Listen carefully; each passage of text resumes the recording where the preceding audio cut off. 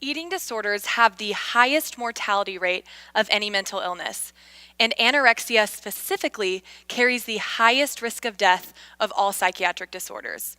I'm currently pursuing my Master of Arts in Counseling and Addictions so that I can be a therapist for women with eating disorders.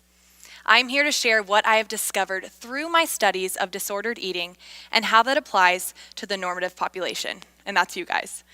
What I found is that a majority of our healthy eating behaviors, well, they're actually unhealthy.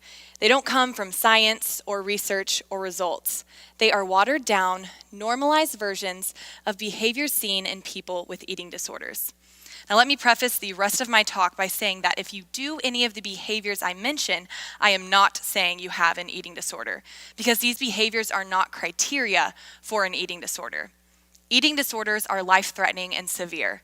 They interfere with social and occupational functioning and involve severe distress or concern about body weight or shape. Whereas what I'm talking about today are the nuances of eating disorders. So these are behaviors seen in people with eating disorders that we have adopted, watered down, normalized, and called healthy. One of the most common healthy eating behaviors is going on a diet. Now here's the thing. No one makes a New Year's resolution saying, 2019 is the year I finally ignore my health. I want to gain 30 pounds, get diabetes, and increase my risk of heart disease. No, we all want to be healthy. The problem is that in our attempts to get healthy, we do things that are actually unhealthy.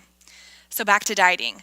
The reason dieting isn't healthy is because it's all about restriction and it's not sustainable. When people go on diets, they drastically change their eating habits and limit their food to only a handful of options. You cannot survive on only chicken, broccoli, and rice for the rest of your life.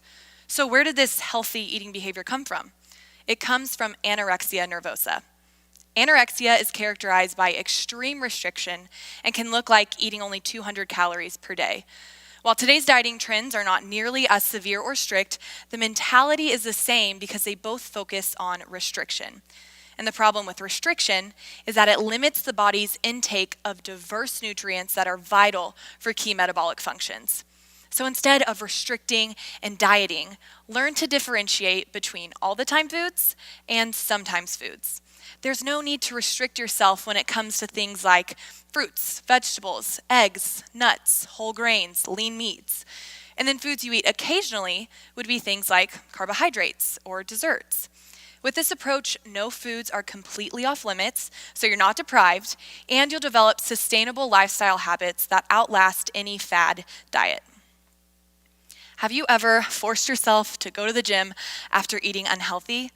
Too many people work out solely to burn calories, and they view exercise as a form of punishment. This behavior comes from bulimia nervosa. And bulimia is characterized by a cycle of binging and purging. Most people probably think of self-induced vomiting when it comes to bulimia, but other compensatory behaviors include the misuse of laxatives, diuretics, or other medications, fasting, and excessive exercise. Bulimics will spend hours trying to burn calories they consumed in a binge, and they're often motivated by self-hatred.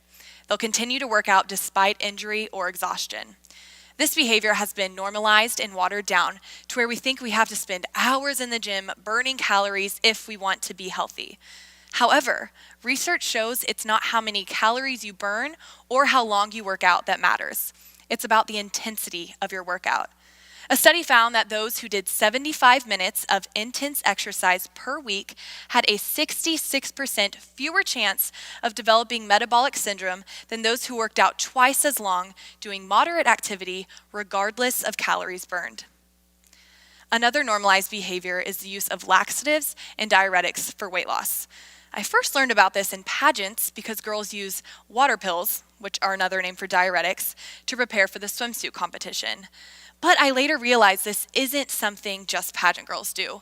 It's actually quite surprising how common it is for people to use laxatives as a form of weight loss, even though research clearly concludes that neither laxatives nor diuretics are safe or effective for weight loss. So clearly this behavior doesn't come from research, and it doesn't come from results either, because all you might lose is temporary water weight. Laxatives don't get rid of calories or prevent the absorption of calories or get rid of body fat. The misuse of laxatives and diuretics are normalized, less severe versions of the purging behaviors of bulimia.